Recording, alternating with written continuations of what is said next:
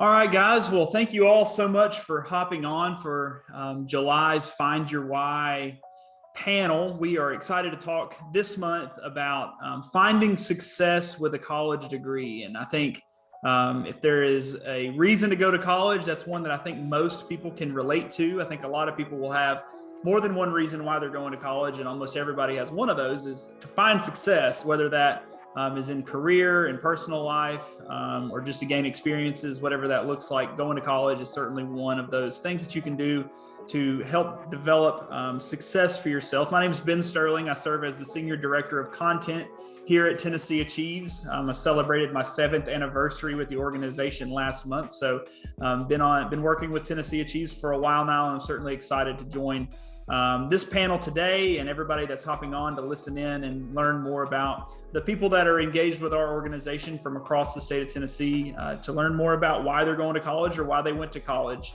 So we're going to start off with a little bit of an introduction. We have Willie Wallace, who's been around with the organization for a long time. We've got Brandon, who is new to the organization this year, and Jill, who kind of falls somewhere there in the middle in terms of her experience with the organization. So I'm going to start off. We'll let Brandon introduce himself, and then we'll just work our way around. My name is Brandon Jones. I just graduated from Halls High School. I'll be attending UT Martin in the fall, and I'm excited to be here. What do you plan on studying? I plan on studying public relations. All right, we'll dig into that in a minute. All right, Jill.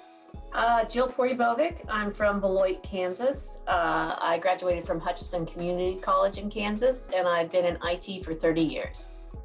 All right. Willie, you can go ahead.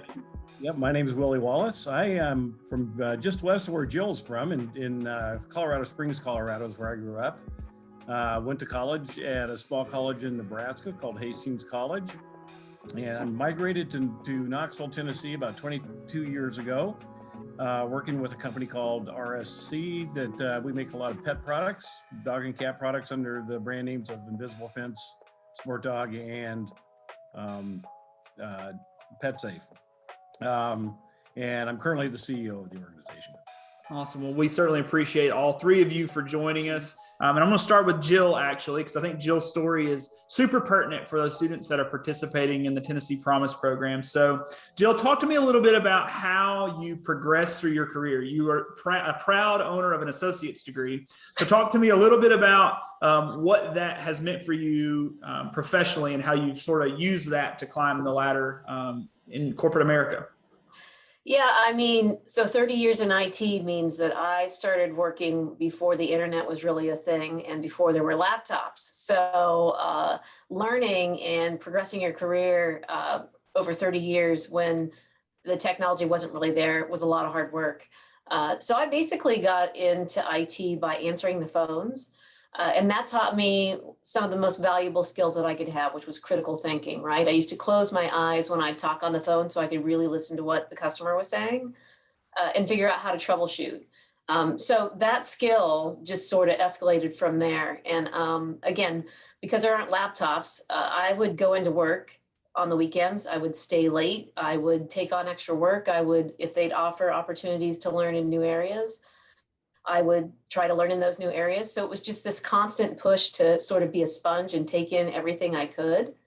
And I also, which I think is so important, wasn't in a hurry to make it to the top, right? I think, undersold my skills. So I always thought, oh, I can't possibly do any better than this.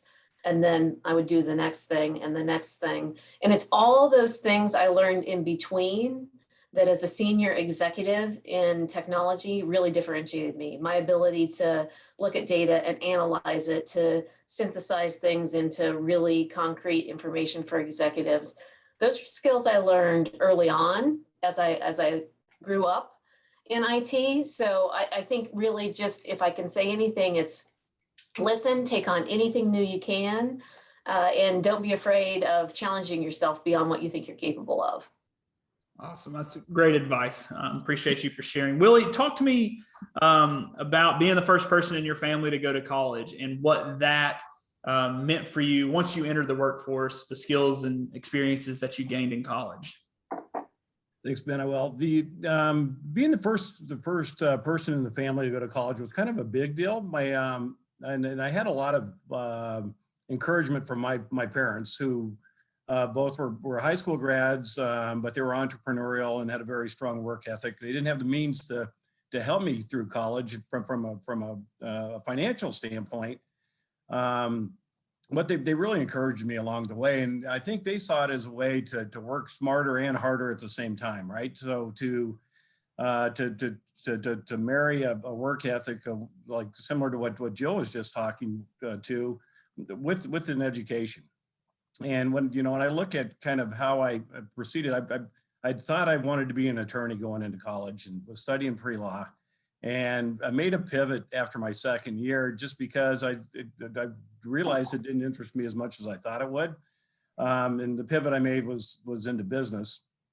And I think that experience that you get when you go to school, when you go to college, is you're with a lot of like-minded individuals, right? So and you kind of kicked it off, Ben, at the beginning, talking about everyone might have a different goal for doing it, but people are like-minded in that they're looking for self-improvement. And what I was looking for, I'll be perfectly honest and upfront, is I wanted to make more money, right? So when I was 18 to 22, I was looking to, okay, how am I going to maximize my paycheck? And I really felt that going to college was the way to do that. But I think what I learned along the way is that you've also you pick up a lot more than that with college, just from learning how to learn, learning how to be on a team. Jill pulled this out, I think, in her first sentence, is listening. Learn how to listen to people, which are all big deals that are going to help you when you get on with life, not just in the workforce, but also in your personal life. Absolutely. Totally agree. Thanks for sharing. Brandon, so you're obviously at a different point. You're at the point where you're thinking about where you're going to go to college and why you're going to go. You've mentioned you're going to UT Martin. So talk to me about why you're going to college first, and then we'll start talking about what you want to do afterwards. Okay, the reason I want to go is a lot of it started with the idea that I'm driven, and driven meaning I can't allow myself to be stopped by barriers, by obstacles, or excuses. So I feel like college is considered that next level challenge. So if I'm going to take it on, I have to apply the things that got me to this point and push me to another level of myself, because I'm about self-improvement, growth, and connection. So I feel like a lot of that lies within my college experience. Absolutely. So I know that you submitted a video to a contest that we had earlier in the spring. It's actually been about 5 months ago. But in that video, you mentioned that you wanted to be a motivational speaker through your public relations and communication. So talk to me a little bit about that. Why do you want to do that? It's crazy. It started when I was in 6th grade, and I didn't have the confidence to speak, but I had the mindset of a communicator. So like I knew what to say, but I didn't have the way to release it. So as I got older and I grew confident, I grew acclimatic, I knew that I had something to say. It bloomed into, I want to be a motivational speaker, because I learned from my story, my survival, through the test of life and the triumphs of life, that I have something to say to the entire world. So why not bring it into what I want to be? Well, I totally believe you. And I think your confidence has blossomed to be willing to hop on here with us today and talk to all these people. So I'm proud of you for that. And certainly I'm excited to see what you accomplish once you start college. I know Chancellor Carver at Martin is going to be lucky to have you. All right, so let's shift gears just a little bit. I know a lot of the students that consume these videos, they tend to do that at a later date when we post the recording, but there will be students that listen to this. And as Willie said, many of the students are going to college to make more money and find success in career. So Willie and Jill both have so much experience in the workforce, between hiring and managing people that have entered the workforce, but also fostering those relationships while they're there and helping people produce and become more productive. So I want to start off, Jill, I'll just start with you. What advice do you have for students? What can they be working on now to sort of prepare themselves to enter the workforce. And I think I want to look at this from two different perspectives. One of those being very practical. What sort of skills do you see as someone that was in IT for 30 years? What skills do they need to be attaining? But also those things that you don't necessarily learn from a textbook, but those are those skills that you can hone while you're in college. But just take that wherever you want to go with it. But what are those skills? What can you be doing now? Well, I think it's important to put a little context around like hiring for me. I had a team of 300 people in 32 countries when I worked at Discovery Channel, and I just left that job to start my own business. That's a big team. That's a lot of hiring, right? And that's a lot of hiring in different countries. So when we would hire in the team, we got into this habit of, it's really about that interview process. It was less about the resume. If I'm honest, in the end, the resume would get you in the door. But what we were really interested in is somebody's ability to get along with the team. Because I can teach you the IT things, right? If you're a good gamer, if you're a good whatever, you can kind of figure out and troubleshoot your grandma's Wi-Fi or whatever's going on. You're who I wanted, right? I would hire tattoo artists, caterers, you name it, if they had the aptitude to learn. So your ability to learn is so important. But the more important thing is your ability to listen, to fit in, to get along with that team, and to Brandon's point, like the desire and drive to do it, right? We gave our team sort of the opportunity to grow on their own. You come in, and I would tell my new folks that are in like in 6 months, if you're in the same position, you're not trying hard enough. I give you every opportunity to grow and learn and be more.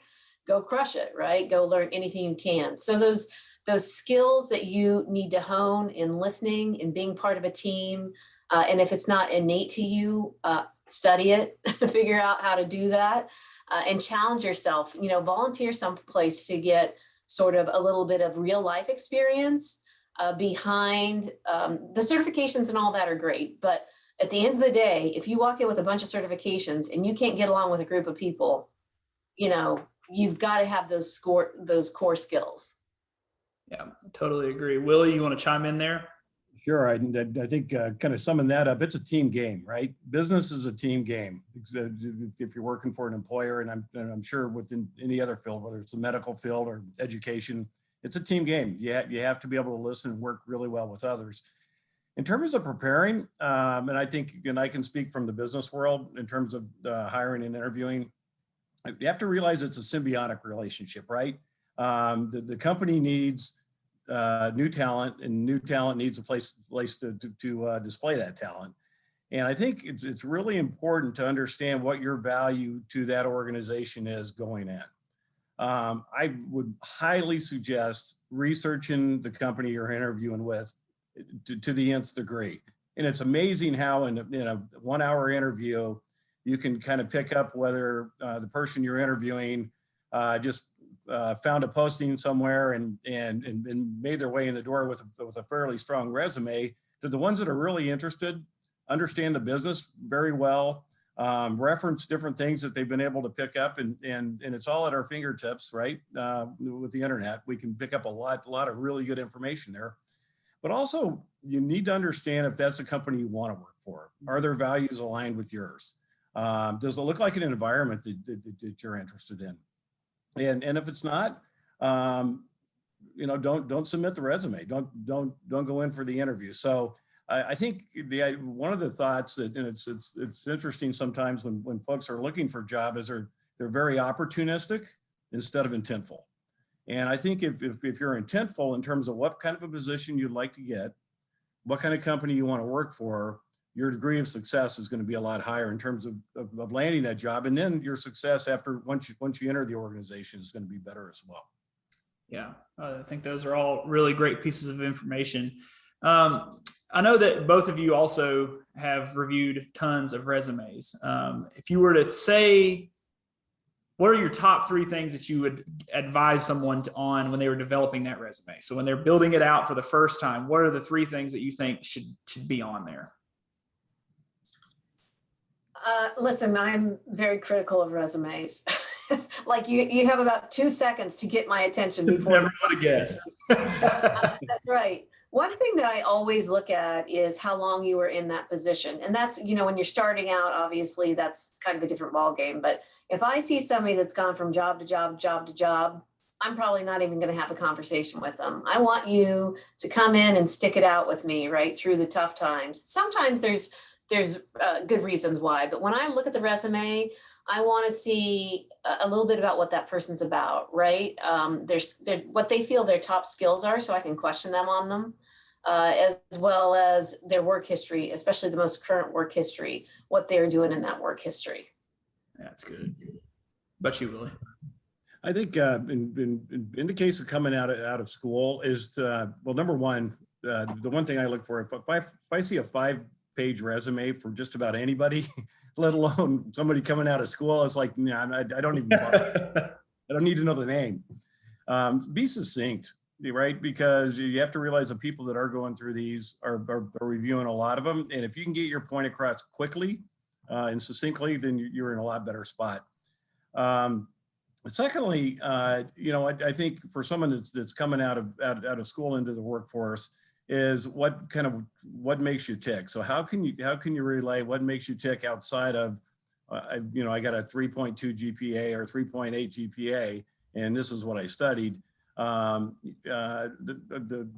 had mentioned volunteering. So what do you do in the community? What do you do outside of, out of your schooling? If it's a job working McDonald's, I want to know that, because it's telling me that, look, this person is carrying a full load at school and working in McDonald's, and they might be interviewing for an IT position or digital position here that McDonald's experience doesn't have a lot to do with, but I still want to know that, because I think what it tells me is something about you. Yeah, it shows your work ethic. Exactly. Yeah, definitely. All right, Brandon, let's switch over to you. So you want to do public relations or communications. What type of job would you want to find when you graduate college? What are you hoping to achieve? I want to find a job that lies within the grounds where I'm connecting with people and truly impacting, not just, okay, I'm here making money, because the money, it's a blessing in itself. So I have to look for something that keeps me passionate, to where I'm going in doing the best I can every day I wake up, so that this job, I grow at it, and then the next level come, and the next level. So I always keep improving on what I want to become. So I say something where my priority is where I'm relating with people. It can be in business, it can be in anything in that realm, business, or just anything social, community-wise, anything like that, I say. Yeah, I connect with that deeply. That was something that motivates me to this day in terms of my career, and it's what I'm doing now, working for tnAchieves, having the opportunity to connect students with post-secondary options. And I feel very strongly that finding purpose in my work means even more than money does. So I totally understand that. So Jill, I think one of the things that you and for those that are listening, Jill and I have gotten to know each other pretty well over the last couple of years, and have connected about being in the professional environment. And I think one of the things that I've taken from Jill that's so unique is that when she meets you, she instantly becomes like one of your best friends, whether you want her to or not. She just instantly connects with you, and is, I would argue, one of the best relationship builders I've ever met, because she just remembers everything there is to know about you, and always remembers it when you come back around. So talk to me a little bit about the importance of that, building those relationships, building your network, and how it's not always what you think. I think that's one of the things that I've really over my career so far, is that you'll meet someone and you don't think that person necessarily has anything to do with your actual professional job, but you never know when that's actually going to pay off. So talk to me a little bit about that. Well, I want to point out that I'm an introvert, right? So this truck to be an external, like, hey, I'm going to talk to you at the airport. I used to travel a lot, and whoever sat next to me or whoever I chose to sit next to, we were going to have a conversation. And I would write them and post them on Facebook as airport stories, right? Because there's always something to learn about people. In fact, that's why I'm here today, because I met one of Ben's peers on the plane and we connected. And, that was 2 years ago. So Ben's right. The importance of any connection you're going to make, you just never know. I'm still connected to the lady that babysat me when I was in kindergarten. My first boss that I've written every year for the past 36 years. Every boss I've ever had, all my people that I've worked with in my past that either worked for me or I worked for them, that they're, we established a connection, we're still connected. I make it a point to stay connected. I make that point because I want to, right? I want that connection. I'm always sort of thinking about people. So I just want to tap them and see how they're doing, because in my heart, I'm that way. But the value and the benefit from it is just, I can't even explain it, right? Especially after all these years. I mentioned I started my own business, and I was working away one day, and a gentleman I met by chance at a conference, 2 years ago, he sent me a message. He said, I see you've started your business. I looked at your website. I think we need you, right? And I was like, you do. You absolutely need me. Right? But that was like a 2-second meeting at a conference, and he actually had to leave the conference early because he had something happen in his family. So we didn't even really get a chance to connect. But I took the time and sent him a note on LinkedIn and said, hey, I'm sorry I didn't get a chance to connect. Sorry about your family, tragedy, et cetera.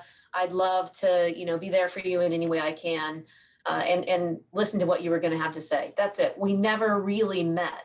Right. But I made it a point to make a connection to say, I saw you, I heard you, I want to know more, and I'm thinking about you. That's it.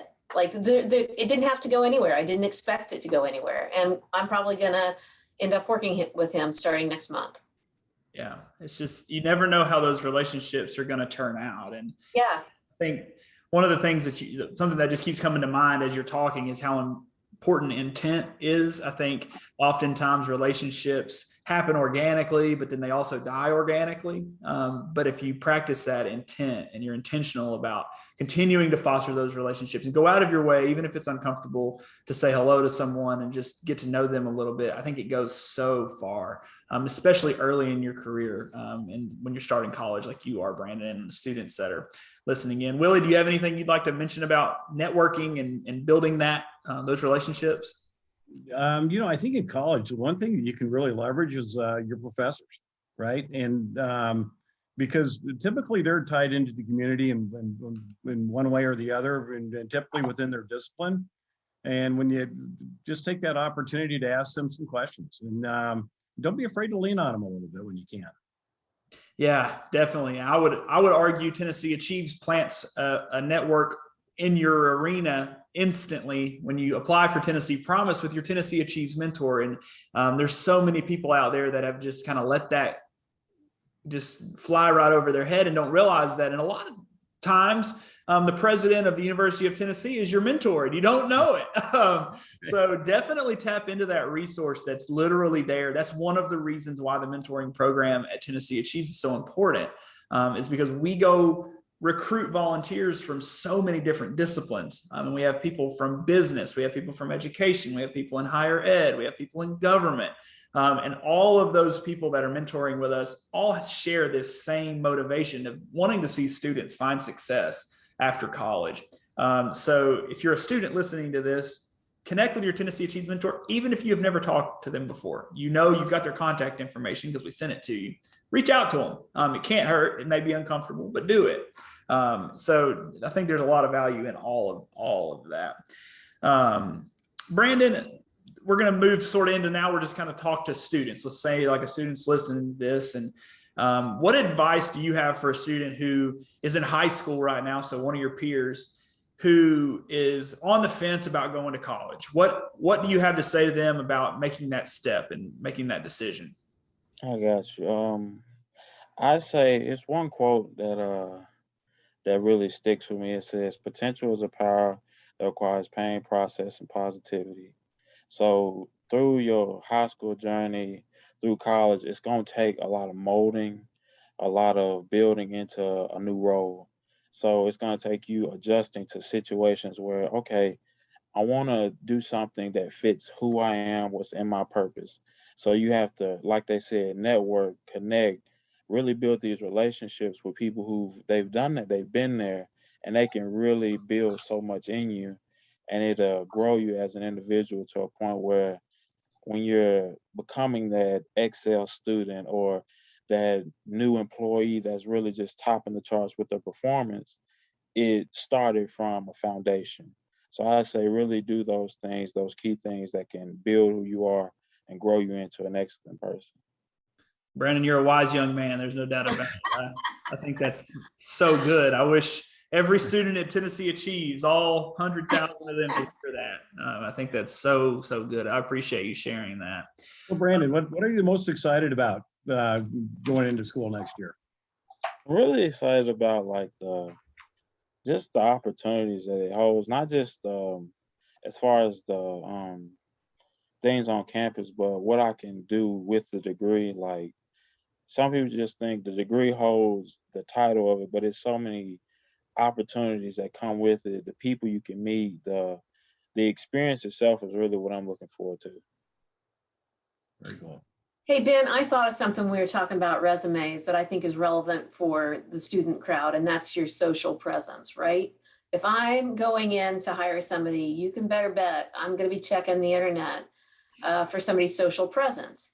And I'm looking for anything, right? And so it's something I taught my son, like, hey, everything that you post out there can be found and it's not going away. So be smart about who you want to be outwardly and what people are going to see about you. Be on purpose about what your social presence is. You're going into college, you don't necessarily need to have a LinkedIn account or whatever, but believe me, as you start to grow, you want to make sure you have a LinkedIn account, that you keep it current and updated, that you like or share things that resonate with you in that LinkedIn account. So social media is a thing. Employers look all day long. I will dig to see, and I have not interviewed some people based on their social profile. So be smart about it. You can go clean up your stuff right now, right, before you get into the workforce, and make sure that your Facebook is private or whatever, but it's really important. It can be good or bad. Yeah. I think there's probably more bad than good, but there can be good things. I mean, if you're out there specifically, like you mentioned, on LinkedIn, and you're sharing out all of these really great stories and showing that you're a good-hearted person, I think you can do yourself some good in that way, but you can also dig yourself into a hole really right. fast. Because I was interviewing with somebody and she said, you have an amazing social presence, right? That's a good thing. That means that I've on purpose had my own website, and the things that I want to say about me are out there versus, the opposite. Yeah, I think that's incredibly good advice. We have a webinar, one of the community service webinars that many of the class of 2021, specifically about 17,000 students viewed those. One of them is on social media etiquette, and we had some professionals from, most of them were in Nashville, that either manage hot brand social media accounts, or they are a brand of themselves in their social media accounts. And the way that social media can not only impact you personally, in the way that it can really hurt, some people find it to be really draining, but also how it can impact you professionally. I think that's really good advice, Jill. So Willie and Jill both are parents and have children that have gone to college. So talk a little bit about what your college experience meant for your students. I can attest, I'm a father as well, and I know that my children will go to college one day, because I was a first generation college student like Willie, and I know that it will inspire them to go, as did my brother. So talk a little bit about that, sort of breaking that family cycle, and what that's going to mean or meant for your children. For me, my older son, I was adamant, like, you're going to get a 4-year degree. I don't care if it's in underwater basket weaving. You're going to have a piece of paper that said you went for 4 years, because I always felt like my 2-year degree, I don't want to say held me back, but was a barrier for me. And it probably was. And if I'm honest, that barrier probably drove me to work harder than others, because I felt I had to. So my son was going to go get the 4-year degree. And then I softened a little bit at the end, and I was like, okay, if you want to go get your algebra credits and all those out of the way at a 2-year and then go to 4-year, that's fine, but you're going to a 4-year. He chose to go directly to a 4-year. He did get his degree. It wasn't in underwater basket weaving. And so that's something that he and I talk about all the time. He's 28 now, and he has been afforded many opportunities. His degree was in wildlife and fisheries. And although that's not what he's doing, he's been hired into roles because he's had that 4-year degree. So it's valuable and important, if not for anything else, then for the lessons that Willie and I have kind of talked about, that networking, that experience, all that is just extremely valuable. My younger son is autistic, so he doesn't have, it's a different world for him, right? But again, my older son is going to be there for my younger son as he gets older. And part of that, his ability to grow and learn is that 4-year degree. Absolutely. So I've got twin sons, and they're 26 and successful and loving life where they're at now. And I think a lot of it had to do with, you talked about did I encourage him, or with me going and kind of breaking that cycle in the family. But to your point with your child, Ben, it was an expectation, right? I think from the get-go. But I think the key is to really understand where your passions lie, and then push after those passions, right? So what really turns an individual on? Because when you're doing that for a living, you don't work a day in your life, right? And when you do it, when you go into college, you're going to get that much smarter, just because you really enjoy studying and breaking new barriers in terms of what you know within that area. And it's funny because one of the twins studied intelligence. He wanted to be a spy, and he went to a very special school to get a degree in intelligence, and then got into it and realized it wasn't at all what he had thought, and he didn't like it. So he was able to pivot afterwards, and now he's in a tech startup that's selling product to the CIA, the FBI, the TSA, and all the agencies, which is perfectly his sweet spot. Right. But I think that's really kind of the key, is to make sure that you are following your passions, and they're going to pivot, right? I think 90% of people that whatever they're doing today, they didn't think they were going to be doing that when they were 18. That would be my guess, because they're going to pivot through the 4 year or 2 or the 4 years of college you go to, and then once you get into the workforce, there's going to be new technologies, new things come in, like in Jill's world, that's changed so dramatically over the last 20 years. 5 days. Said 5 days. It can change. 5 days, exactly. But there's going to be something there that might interest you, and you can pivot as you're in the workforce. Right.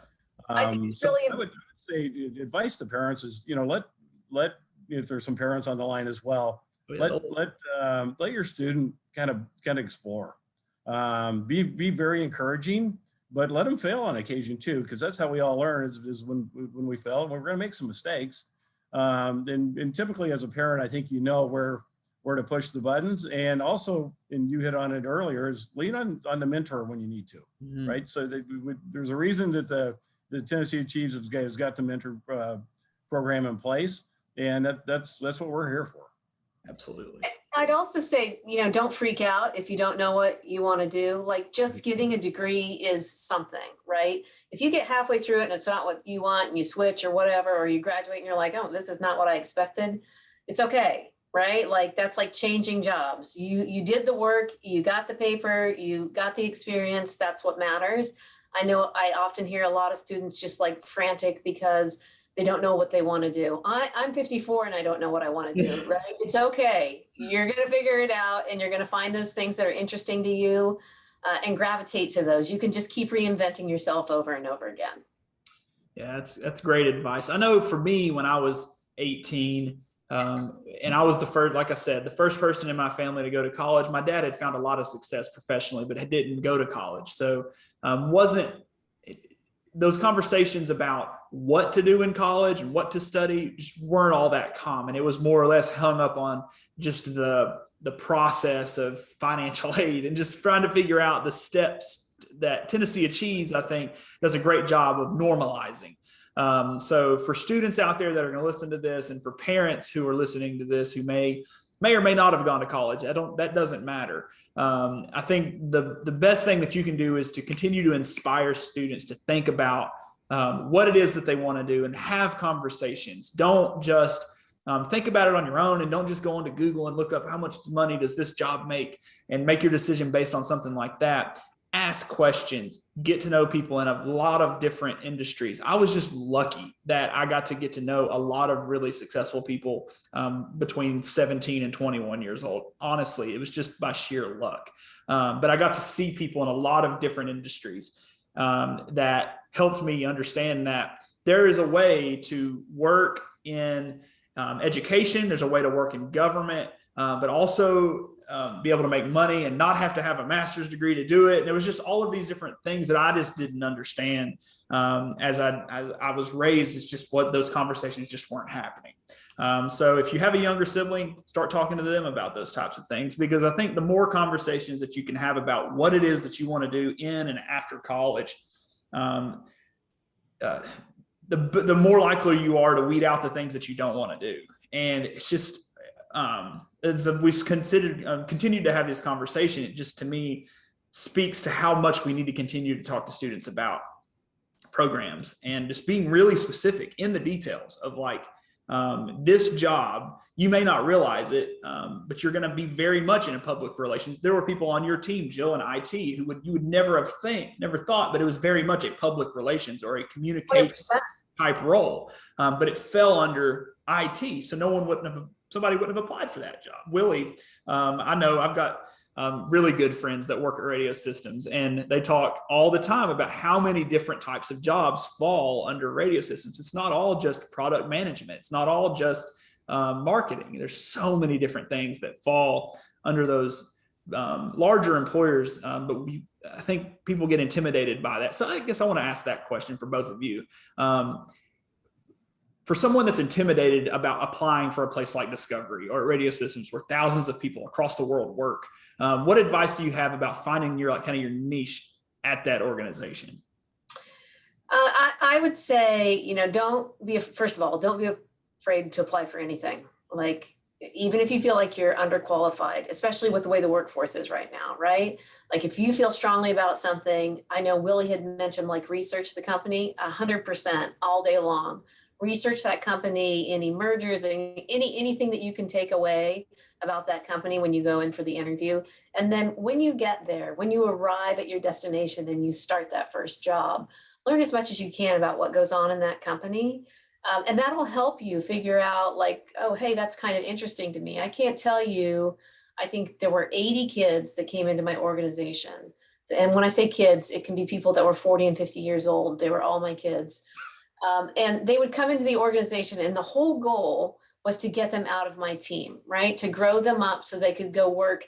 They were answering phones, and they might go to the networking team. They might go to the cloud team. They might go to the audit team. It's like it was endless opportunities for them, because we taught them the basics about the company, so they had that background, and then they could really see what they were interested in, and we could offer them the opportunity to go try those things out, right? So you start out, and then you got to kind of feel your way through what's going on in that company, and then have a voice. If you're interested in it, say you're interested in it, and keep saying you're interested in it. Squeaky wheel gets the grease all day long, right? If you don't wait, you can work your rear end off, and sometimes you still might be overlooked. Find your voice and keep finding your voice. Hey, don't forget, Jill, I'm interested in such and such. Right. Remind me, I'm going to go talk to so-and-so. Hey, Jill, remember when we talked 3 weeks ago? And I'm like, oh, you're killing me. That's it. I'm going to go. I got to make something happen for you. Right. So get in there, figure out what's interesting, find your voice, and stick up for yourself in a good way, not in an annoying way. I think one thing to add to that is that most large organizations have got a number of different programs where people can get exposure to different elements of the company, right? So we have one called Expression of Interest, and it's just job shadowing, and maybe if you're in finance and you want to see what's happening in software development, you can job shadow for a couple days a month. and really kind of understand what the day in the life of that looks like and whether it's something that would interest you. Now, whether you're qualified or not could be, that's another hurdle to work. But typically, there's a position within almost every element or segment of the business that you would be. Yeah.